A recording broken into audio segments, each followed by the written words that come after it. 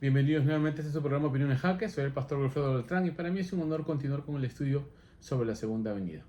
Como ustedes saben, hemos utilizado 4 métodos de estudio bíblico para profundizar las ideas sobre la llegada del Señor.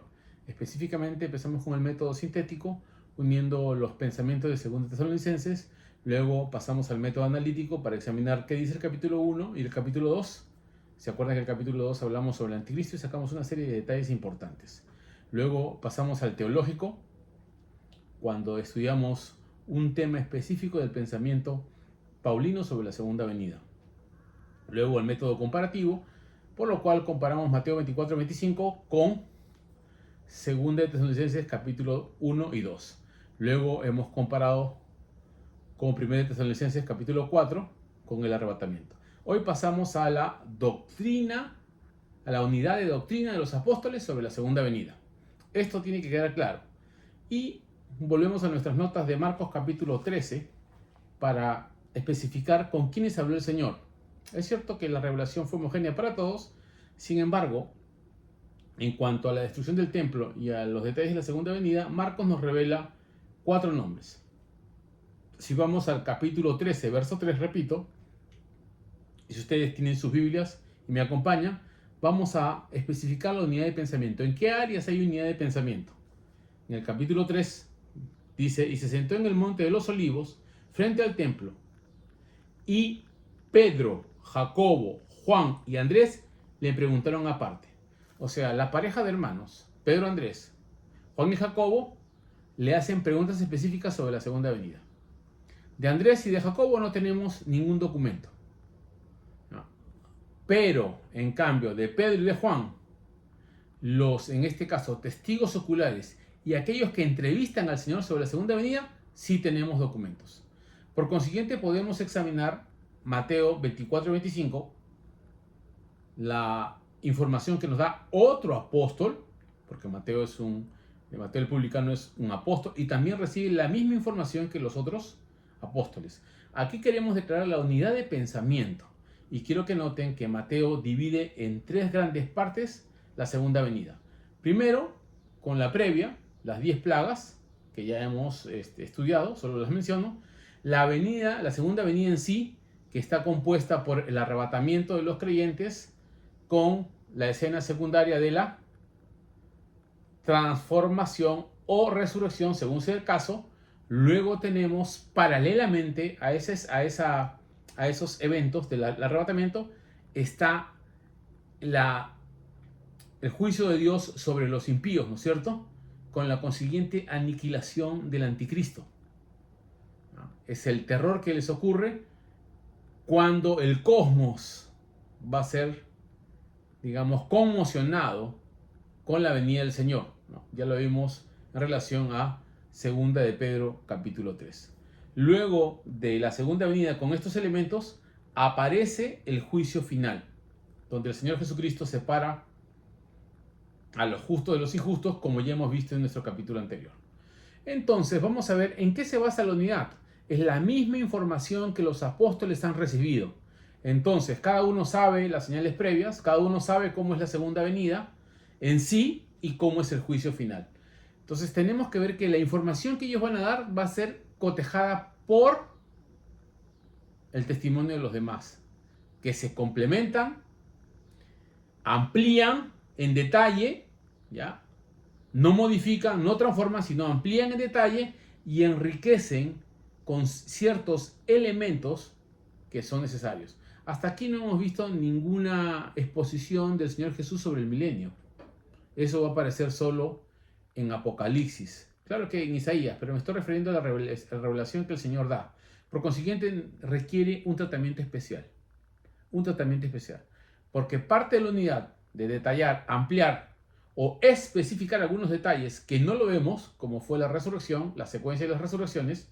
Juan habla de la resurrección general, pero Pablo va a crear una secuencia de resurrección con la del Señor, la de los santos, y finalmente después de la venida del Señor y justo para el juicio final, resucitan los impíos. Muy bien, sí se puede aclarar algunos detalles o enriquecer algo más, como el caso de Pablo en 1 Tesalonicenses, capítulo 4, verso 15, cuando habla de qué sucede con los que han muerto en el Señor, ¿no? Y él dice, vienen y resucitan, ¿no? Y aclara que los que estamos vivos vamos a ser transformados para recibir al Señor en el aire. Muy bien, entonces uno va notando de que cada escena detallada por Mateo que hemos examinado se va ampliando por los apóstoles en detalles y se va especificando cierta secuencia o ciertos elementos que no hemos visto anteriormente. Sin embargo, cada uno se estudia en su respectivo contexto para entender la idea general y luego los comparamos entre ellos. Pero ¿a dónde vamos? Que hay una misma fuente de información. Por consiguiente, no puede haber contradicción entre los apóstoles. No puede haber conflicto en la reflexión que ellos manejan. Y un ejemplo de esto, aunque no he señalado, está en el caso de Gálatas, porque no he señalado, me refiero a Pablo, que también nos va a dar mucha información sobre la segunda venida, ¿no?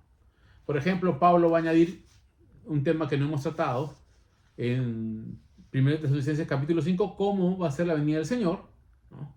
Como ladrón en la noche. ¿Se acuerdan las señales? Las características, que va a ser rápida como relámpago, que ya lo hemos visto. Y también cómo va a ser la apostasía. O sea, él pasa una de las señales en este caso 1 Tesalonicenses capítulo 1. Perdón. 1 Tesalonicenses capítulo 2, perdón. Capítulo... me retracto. Es segunda de Tesalonicenses capítulo 2, versículos de 3 del 1 al 9, ¿no? Ahí se detalla cómo va a ser el carácter de los hombres en los últimos tiempos. Muy bien. Y otros pasajes que no hemos visto, por ejemplo, de 1 de Juan, capítulo 2, 18 y 19, respecto al anticristo, que eso es importante recalcar. Pero por cuestión de tiempo y espacio no hemos ahondado en esos detalles. Pero, volviendo a Gálatas, quiero explicarles en el capítulo 2 la importancia de la unidad de pensamiento que plantea el apóstol Pablo. En Gálatas capítulo 2, cuando Pablo va a Jerusalén después de 15 años, es entrevistado por las autoridades de la iglesia, ¿no? Y en este caso, ¿quiénes son? Vamos a ver. Él dice en el verso 1 que viene con Bernabé, y en el verso 6 dice lo siguiente: pero los que tenían reputación de ser algo, lo que hayan sido en otro tiempo, nada me importa, dice Pablo. Dios no hace acepción de personas. A mí, pues, los de reputación, nada nuevo me comunicaron. Escuchen bien y señalen esta parte. Nada nuevo me comunicaron, porque cada uno recibe la misma dosis de revelación, la misma cantidad de revelación, ¿ya? Y, como ya hemos hablado en otras ocasiones, es un grupo homogéneo, ¿ya?, que ha seguido al Señor y que ha recibido revelación directa de Él, que pueden cotejar lo que dicen los otros, pueden comparar, ¿ya? Y cada uno no se deja engañar por su mente, sino que, preservado por el Espíritu Santo, pueden comparar su revelación con los demás para tener un cuadro completo de lo que el Señor ha dicho, ¿ya?, lo que el Señor ha comunicado, un grupo plural. Verso 7. Antes, por el contrario, dice: como vieron que me había sido encomendado el evangelio de la incircuncisión, pues a Pedro, pues el que actuó en Pedro para el apostolado de la circuncisión, actuó también en mí para con los gentiles. Vean lo que dice el verso 9. Y reconociendo la gracia que me había sido dada, Jacobo, Cefas y Juan, que eran considerados como columnas, nos dieron a mí y a Bernabé la diestra en señal de compañerismo, para que nosotros fuésemos a los gentiles y ellos a la circuncisión. Aquí, ¿quiénes están ahí? Pedro y Juan. Este Jacobo no es el hermano de Juan, porque había muerto en Hechos 12. Este es el hermano del Señor. Así que tenemos dos testigos que han dejado documentos, como Juan en Apocalipsis y Pedro en Segunda de Pedro, y otros detalles sobre la segunda venida, que pueden cotejar si Pablo da información correcta o no. Ya se ve en Segunda de Pedro capítulo 3, versos 15 y 16, que Pedro reconoce el mensaje de Pablo con la misma autoridad apostólica y de las escrituras del Antiguo Testamento. Eso es importante.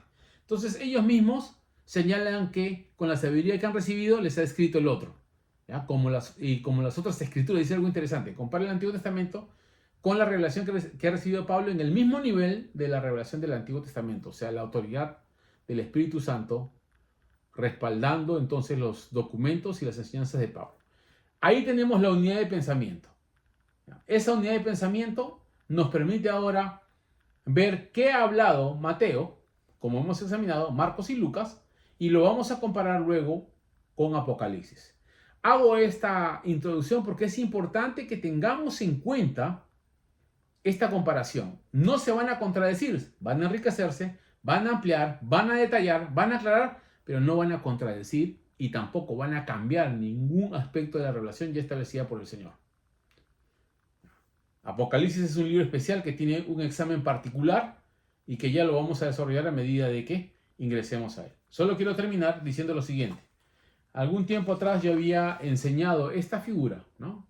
Estos son figuras geométricas chinas con las cuales se arman diferentes imágenes. Aquí quiero, vean, ahí está el cuadro y las imágenes pequeñas que no se notan, aquí tengo una más grande, ¿ya?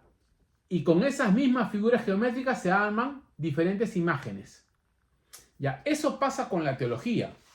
Tenemos la misma información, pero depende del lente hermenéutico, usted marca o diseña una figura teológica. Por eso hay diferentes teologías, ¿no? ¿Ya? Aquí está la teología de, por así decirlo, del rapto.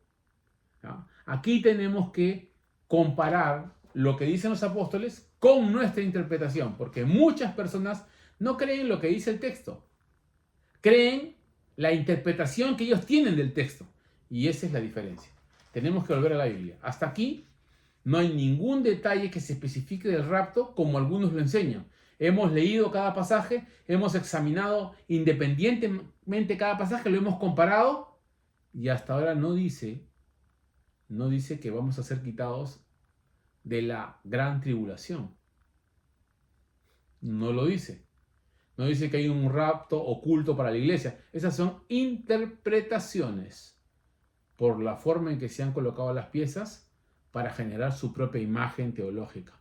Y por eso es importante que comparemos lo que pensamos con lo que otros dicen, porque no somos dueños de la verdad. La Biblia es la verdad que se interpreta a sí misma, no se interpreta sola, porque está sujeta a la lectura nuestra y a la guía del Espíritu Santo para que comprendamos lo que dice. Muy bien. Ahora empezaremos con Apocalipsis a partir de la próxima semana y los espero. Quiero sugerir lo siguiente.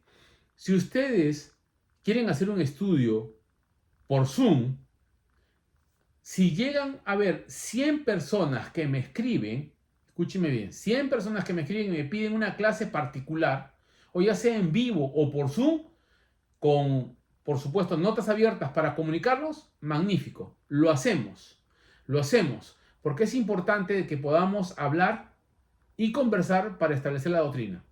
Así que los espero con este desafío. Por favor, inscríbanse, compartan con otros, inviten a otros y llegamos a 100 personas. Y por supuesto, la enseñanza es gratuita, sin ningún costo.